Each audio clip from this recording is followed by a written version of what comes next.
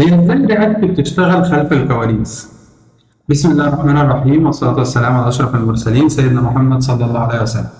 السلام عليكم ورحمة الله وبركاته، أنا خالد جودة وجاي النهاردة أتكلم معاك عن رياكت، وهنتكلم عن جزئية محددة وهي ازاي رياكت بتشتغل خلف الكواليس. عايزين نفهم ايه اللي بيحصل behind the scene تمام في الرياكت بروجكتس. لو احنا زي ما احنا شايفين كده ده عباره عن رياكت بروجكت، انا كتبت الكود علشان خاطر نسرع العمليه شويه، نشرح بس ايه اللي بيحصل خلف الكواليس. البروجكت ده عباره عن ايه؟ البيج هنعرض فيها كومبوننت اسمه كاونتر، كل ما بندوس على زرار البلس الكاونتر هنا بيزيد زي ما احنا شايفين. وعندنا انذر كومبوننت مش مهم دلوقتي ايه اللي جوه، هو كومبوننت فيه شويه كومبوننتس ثانيه. تمام؟ فعايزين نعرف بقى الكلام ده ازاي بيترندر وايه اللي بيحصل بالظبط في رياكت. انا هعمل ريفريش كده عشان نريلود او نشغل الابلكيشن من اول وجديد، فانا هدوس كده هنا على ريلود كده الابلكيشن لسه بيفتح. تمام؟ رياكت لما تيجي تشتغل في عندنا حاجه اسمها تريجر، او بتشتغل على 4 مراحل: تريجر، ومرحله الريندر، وبعد كده مرحله اسمها كوميت، ومرحله ان البراوزر بيبنت او بيرسم او بيطلع الكومبوننتس على الشاشه. تمام؟ اهم حاجه في القصه دي عايزين نعرفها، يعني التريلر ده هو المحفز او المحرك او الحاجه اللي لما بتحصل بتتسبب في الخطوات اللي بعد كده، هي عمليه الريندر. التريجر ده او عمليه الري ريندر بتحصل في حالتين اثنين، او عندنا 2 تريجر بيسببوا في عمليه الريندر. في عندنا الانيشال ريندر ده اللي هو زي ما احنا شفنا كده، لما نيجي ندوس ريلود الابلكيشن هيفتح اول مره، دي الانيشال ريندر. وعندنا الحاله الثانيه لما الستيت بيحصل لها تشينج، لما بنغير في كومبوننت في ستيت، الستيت دي بتتغير، فده التريجر الثاني اللي بيخلي عمليه الريندر تحصل.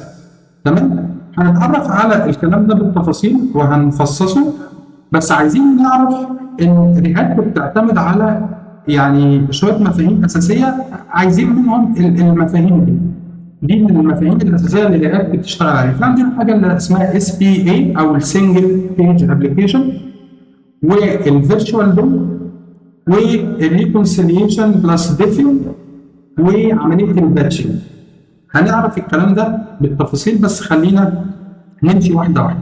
يعني ايه سنجل بيج ابلكيشن؟ تمام؟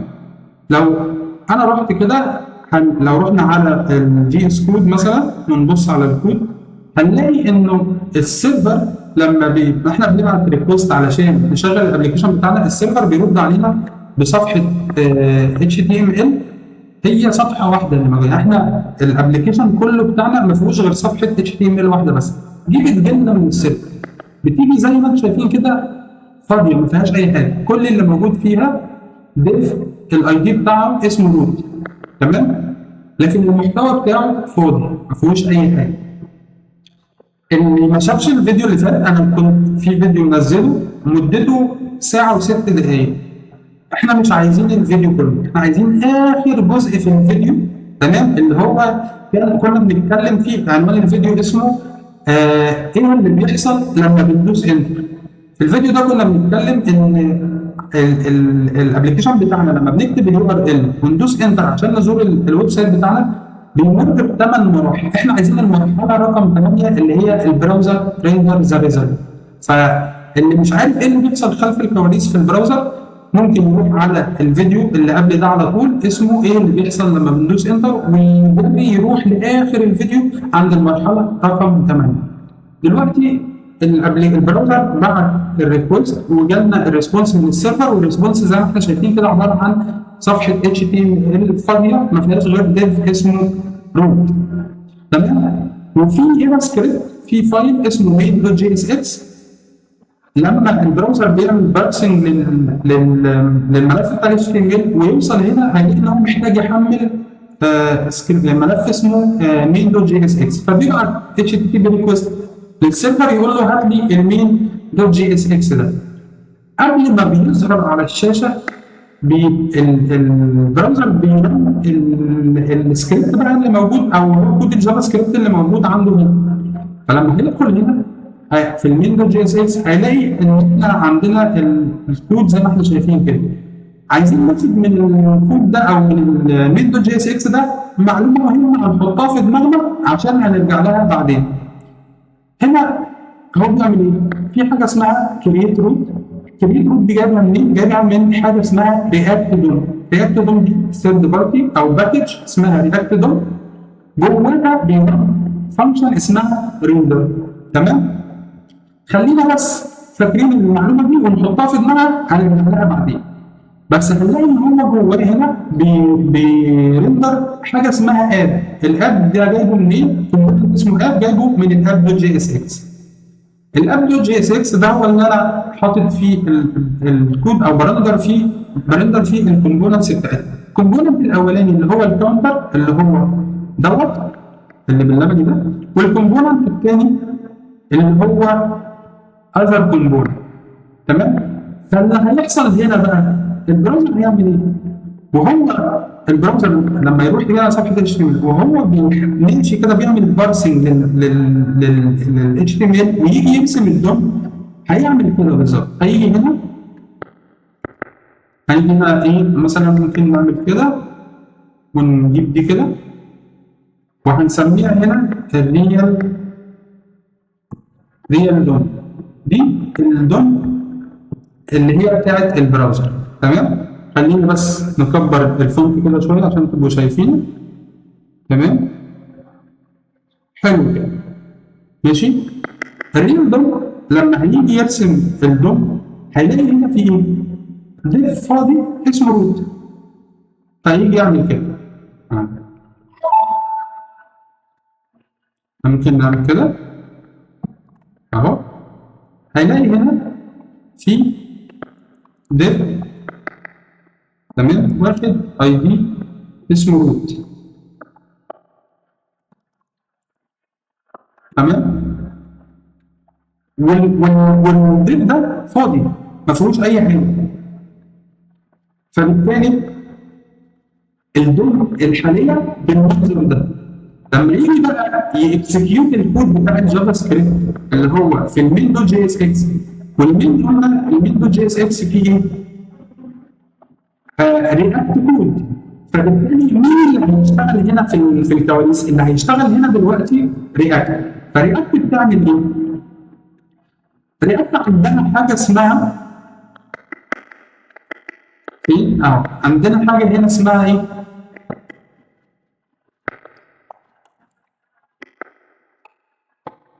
اسمها فايبر تري. تمام؟ فايبر تري دي هنسيبها دلوقتي هنرجعها بعدين، بس هي دي فيها اخر ستيت او اخر شكل للدوم عامل ازاي. رياكت بتعمل ايه بقى؟ بتعمل حاجه اسمها فيرتشوال دوم اللي هي المبدا الثاني اللي احنا كتبناه هنا. الفيرتشوال دوم دي بتعمل ايه؟ بتقول واخده نسخه من الفايبر 3 دي تمام اللي هي اوريدي نسخه من الدوم تمام وتشتغل عليها. فرياكت ما بتشتغلش على الريال دوم ومش بتشتغل على النسخه اللي موجوده، هي بتاخد نسخه فيرتشوال من الفيرتشوال دوم اصلا اللي هي اسمها فايبر 3 دي وتبتدي تشتغل عليها ويعمل عمليه الريندر. فبيعمل ايه؟ بيجي بقى يرسم الابلكيشن بتاعنا. هيلاقي ان انا عندي هنا كومبوننت اسمها كاونتر وكومبوننت اسمها اذر كومبوننت. فيجي هنا هيقوم عامل كده اهو. ماشي؟ ادي كده كومبوننت اسمها كاونتر تمام. وعندنا الكومبوننت الثاني اهو ده كده اسمه other component.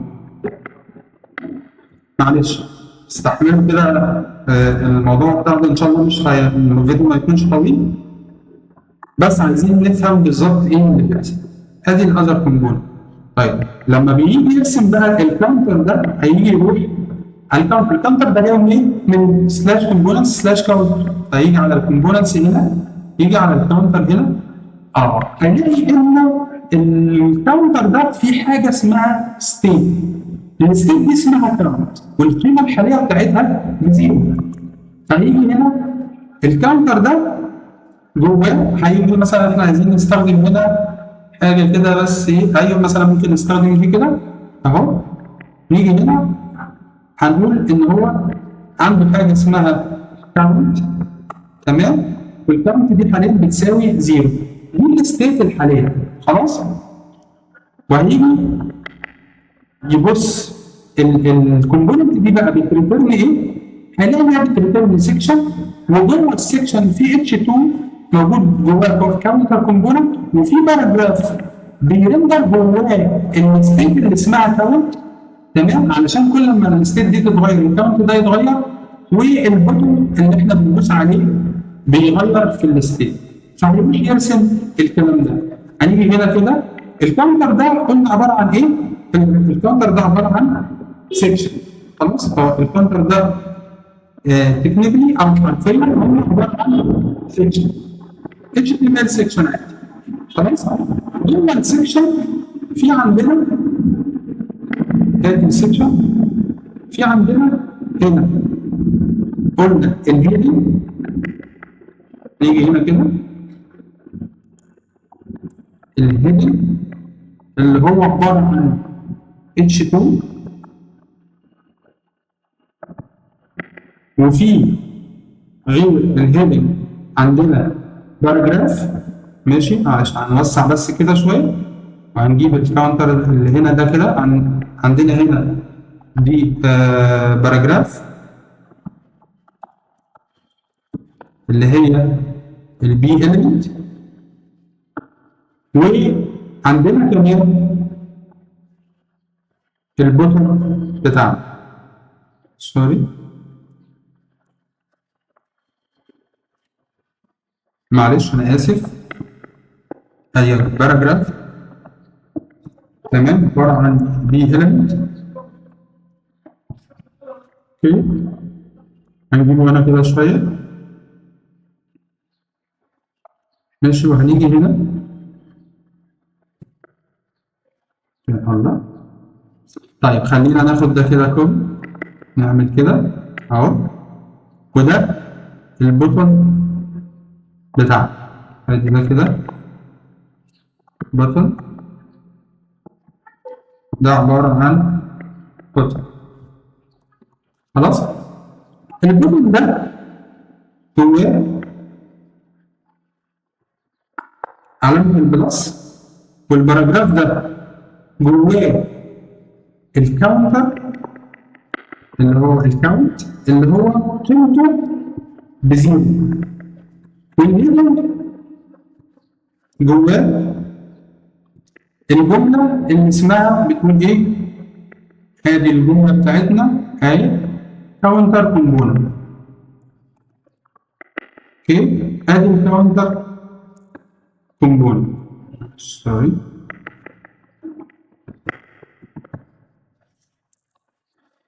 كاونتر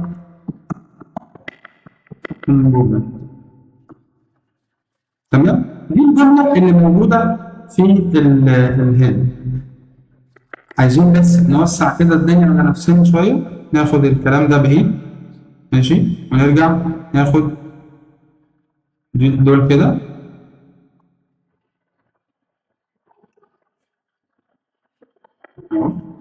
نبعدهم نرجعهم هنا تاني كده ايه بعيد عن المشهد ده تمام. وهنيجي على الاذر كومبوننت ده هنشده كده بعيد شويه ماشي اهو.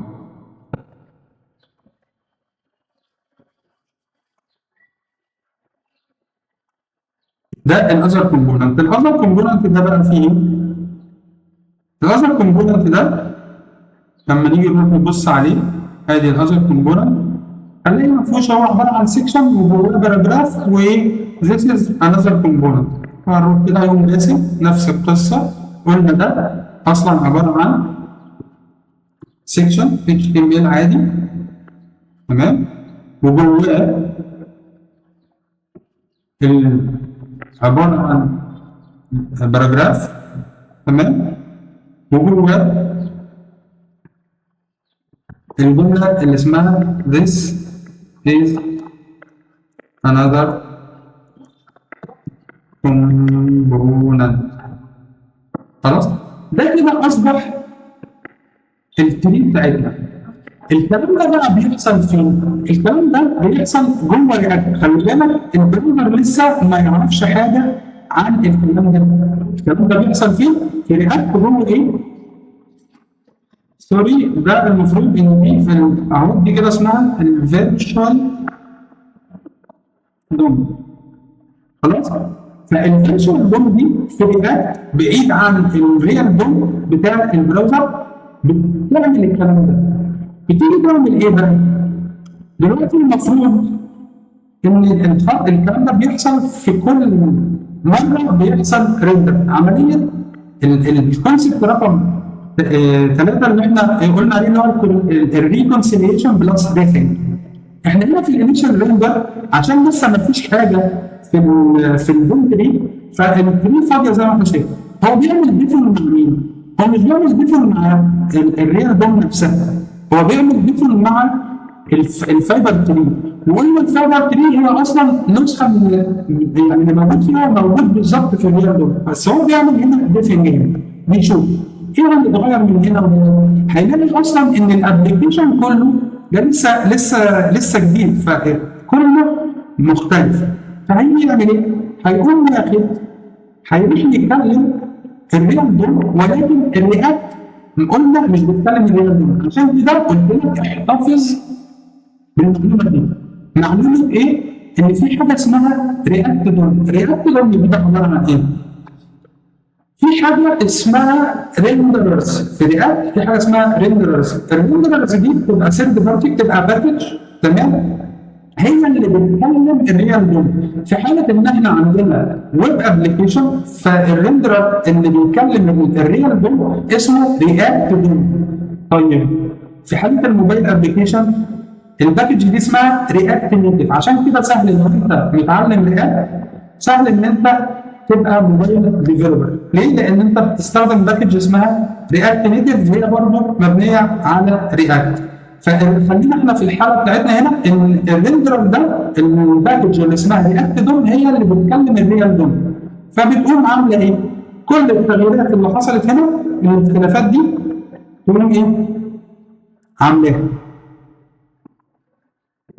تمام؟ فيقوم جاي عامل هيقول له بقى يا عم الدوم ارسم الكلام ده بعد اذنك. هناخد الكلام ده كده وناخد معانا دول كده كوبي، والكلام ده هيترسم جوه الريال دوم. خلاص؟ هاخدهم كده اهو، ماشي؟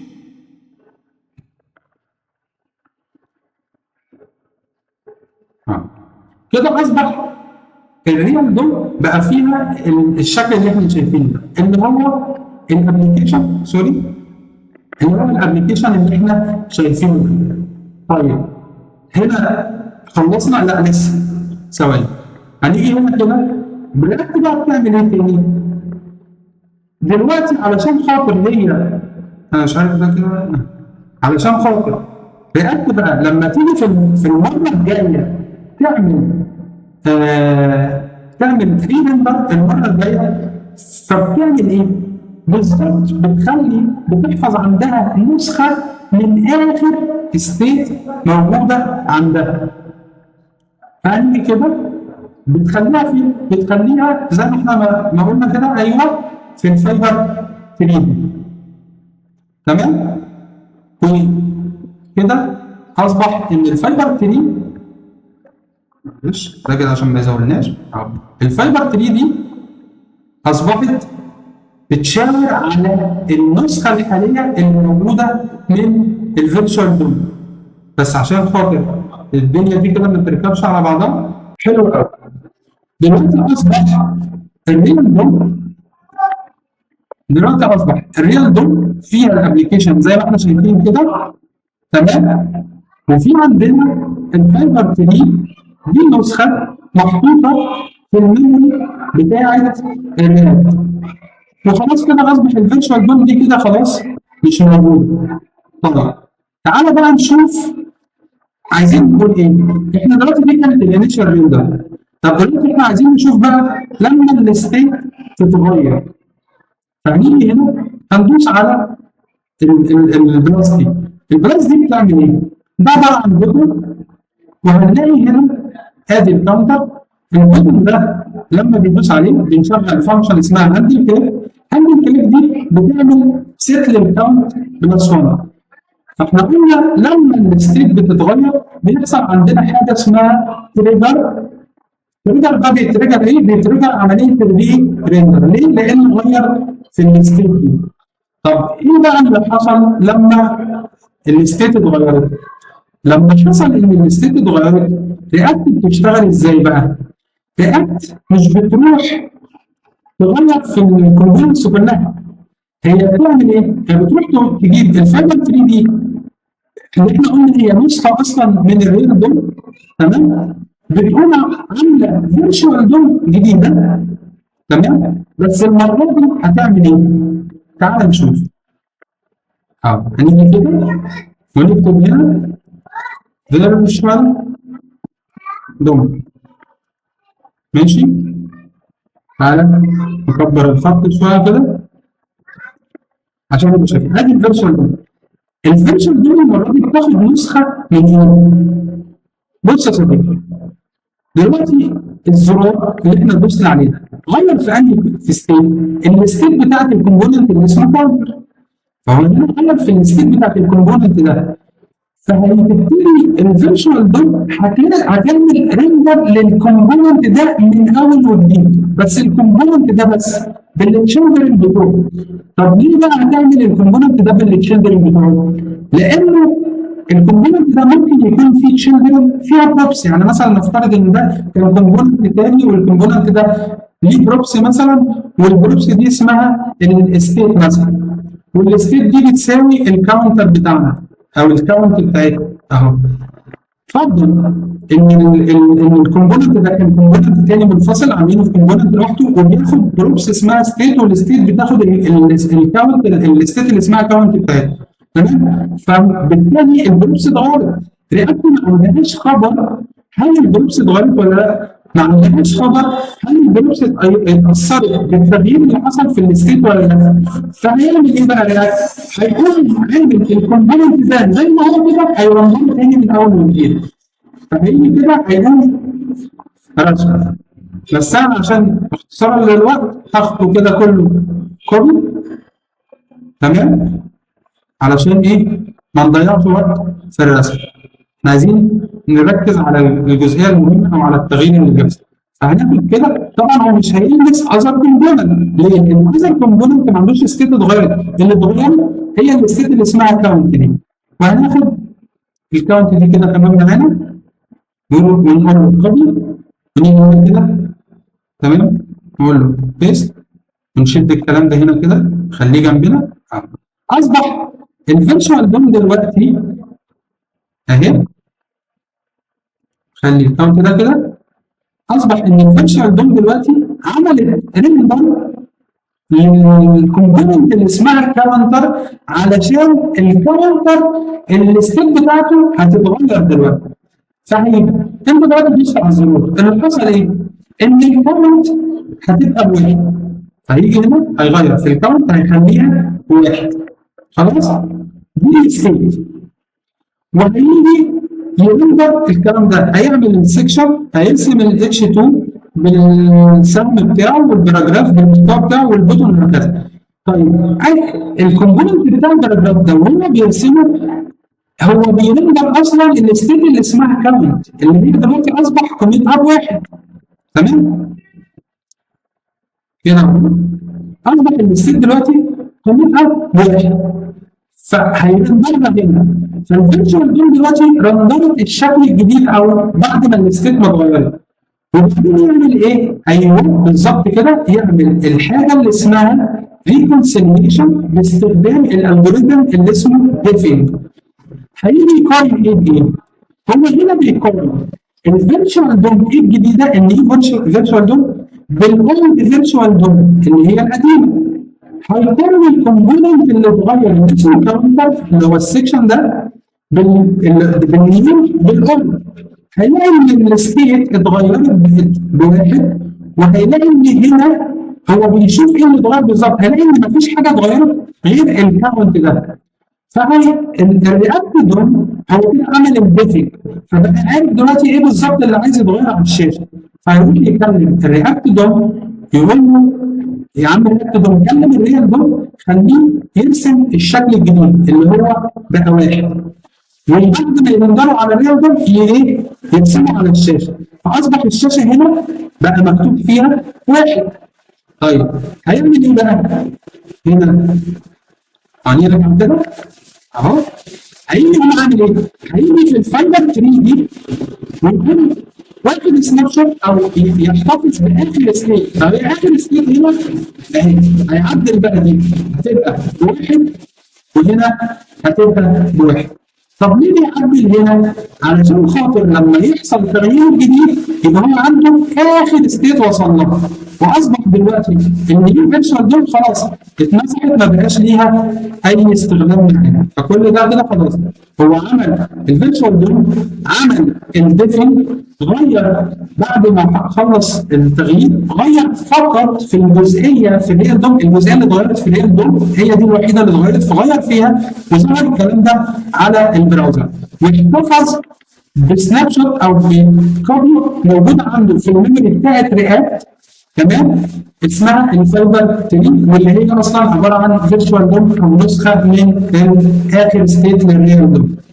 تمام؟ فلما نيجي بقى هنا تاني ندوس بلس كمان مره، ايه اللي هيحصل؟ انه هيعمل نفس العمليه، هيعمل فيرتشوال دوم من الفايبر 3 ويقارنها ويعمل التغيير.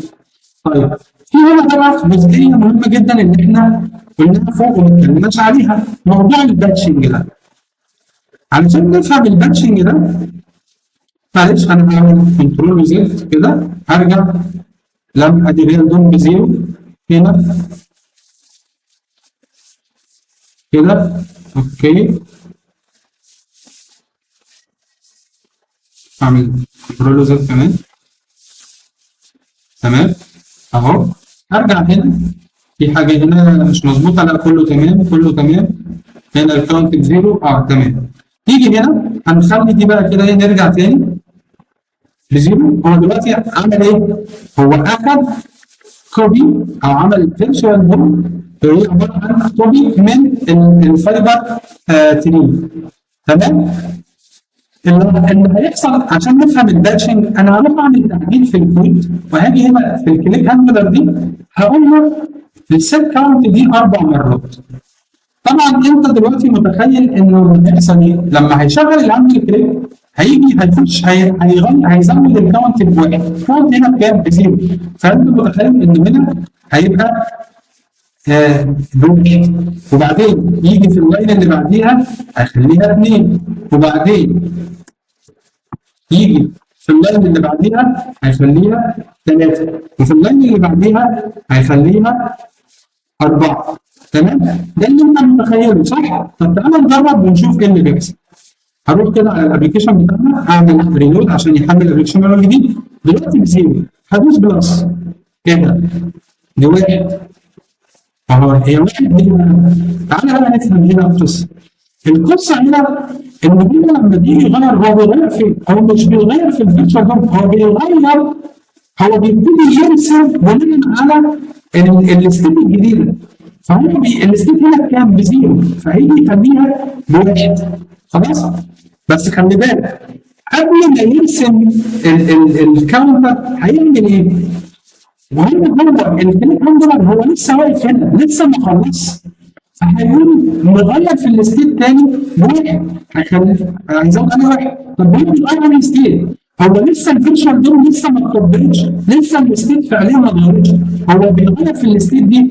ففي السطر رقم 2 هيبص على الكاونت هيلاقيها بزيرو، فهيزود عليها واحد فهيخليها واحد. خلي بالك الرسمه دي لسه ما اترسمتش، انا خدتها كوبي اختصارا للموضوع، لكن هو هنا لسه ما رسمش، هو بيغير في الستيت. هيروح على السطر رقم 3 هيقول له خد الكاونت بلس 1. طب الكاونت بكام؟ الكاونت لسه بزيرو لان هو باصص على دي مش باصص على دي، هيزود الكاونت بواحد ويخلي الكاونت هنا بواحد. طيب هنا هو لسه باصص برضه على الكاونت، هو لسه كل ده ما غيرش على فكره. يعني انا بقول لك هو بيغير، لا هو فعلا مش بيغير، هو بيبص هنا هيلاقيها بزيرو فهيخليها بواحد، هيبص على السطر الثاني هي لسه بزيرو هيخليها بواحد، هيبص عليه في السطر الثالث هي لسه بزيرو. بعد ما الكليك هاندلر دي تخلص بيعمل عمليه باتش بقى. الباتش الجديد ان هو بينفذ التغيير مره واحده، فهيعمل ايه؟ هيحط اخر ستيت وصل لها، اخر ستيت هي كانت بجمع اصلا كان بزيرو وزود عليه واحد، فهيخلي دي بواحد ويقوم راسم الكلام ده، فكده هنا الكاونت بواحد. هيعمل ريكونسيليشن ويستخدم الالجوريثم اللي اسمه ديفنج. هيبص ايه اللي اتغير هنا؟ اللي اتغير هنا ان دي بقت بواحد، فهنقوم جاي عامل كده رايح للرياندوم عن طريق رياكت دوم اللي هي الريندرر، هيخلي الرياندوم بواحد تمام، ويرجع بقى يعدل هنا يخلي الستيت دي بواحد تمام، والكاونت ده كده بواحد. اصبح ان كل عمليه التشينج في الستيت هيعمل نفس القصه، مش هيقرب للكومبوننت اللي ما فيهوش ستيت اتغيرت، هيرندر الكومبوننت ده كله يعمل جديد بالتشيلدرن بتوعه، لانه رياكت ما تعرفش ان الكومبوننتس دي فيها بروبس، البروبس اتغيرت واتاثرت بالتغيير بتاع الستيت ولا ما اتاثرتش، فهو ما يعرفش، فهيرسم تاني بناء على الستيت الجديده. يبقى بعد عمليه الهاندل لما تخلص ويغير هنا في الستيت هيبتدي يرسم الكومبوننت بالتشيلدرن بتوعه. طب يا عم انا لو انا عايز نفس الدوسه دي، يعني انا عايز ادوس مره واحده هنا تمام على الزرار ده، بس المره دي بدل ما يزود واحد انا عايزه في نفس الهاندلر بنفس اللوجيك ده يغير الكود 4 مرات، الاول يغير الستيت 4 مرات الاول بعد كده يرد. قال لك سهل، رياكت بقى بتقول لك ايه؟ علشان يحتفظ بسناب شوت باخر سناب شوت جوه الهاندلر ده، قال لك هتستخدم فول باك فانكشن. فول باك فانكشن مش بتعدل على الستيت مباشره، هي بتاخد نسخه سميها مثلا بريف كاونت، انا بستير عشان الاي اي يكمل الموضوع بس هشرح. هو بيعمل ايه؟ اخذ نسخه من البريف كاونت ده، بياخد نسخه من الستيت دلوقتي، الستيت البريف كاونت كان بزيرو، ويعمل على البريف كاونت نفسه هيخليه هيزود على واحد، فاصبح هنا البريف كاونت بقى بواحد، هو كان هنا زيرو زود على واحد بقى واحد. لما ينزل على السطر اللي بعديه هو دلوقتي مش بيتعامل مع الكاونت مباشره، هو بيتعامل مع اخر سناب شوت اللي اسمها بريف كاونت، هيزود عليها واحد تبقى اثنين، هيزود عليها واحد هتبقى بثلاثه، هيزود عليها واحد هتبقى باربعه. المره دي لما نيجي نروح على وبعدين بقى لسه عمليه الباتشنج اهي، هو هنا شغال جوه الهاندلر، هو لسه ما غيرش في الستيت، فعمليه الباتشنج بقى انه هياخد التغييرات دي كلها، لانه ما كانش بيغير في الستيت نفسها، هو كان بيغير في البريف كاونت، وبعد ما بيغير في البريف كاونت هنا لحد لما وصل هنا للمرحله رقم 4 خلاص الهاندلر خلص، فهيقوم مغير جوه هيعمل سيت كاونت، هيخلي المره دي الكاونت بقى تبقى باربعه. ايه دليلك؟ هعمل ريلود عشان احمل من الاول، او هو بدا بصفر هدوس بلس بقت باربعه. احنا الفيديو بتاعنا هنخلصه لحد هنا، لكن ده بيفهمنا حاجات كتير بتحصل في رياكت خلف الكواليس تمام، وده هيجي يخليك لما تروح بقى تتعلم الرياكت دوت ميمو والرياكت يوز واليوز ميمو واليوزفول باك، هتفهم الدنيا دي بتتم ازاي، هتفهم موضوع السناب شوت او موضوع اللي هي ايه بيحتفظ بالقيمه. انت خلاص يعني هتبقى العمليه سهله بالنسبه لك، هتفهم بقى اي حاجه بتحصل في رياكت دي كده، بس يعني ايه حاجه خفيفه كده عن ايه اللي بيحصل في رياكت خلف الكواليس. هنوقف الفيديو لحد هنا اشوفكم في فيديو جديد، والسلام عليكم ورحمه الله وبركاته.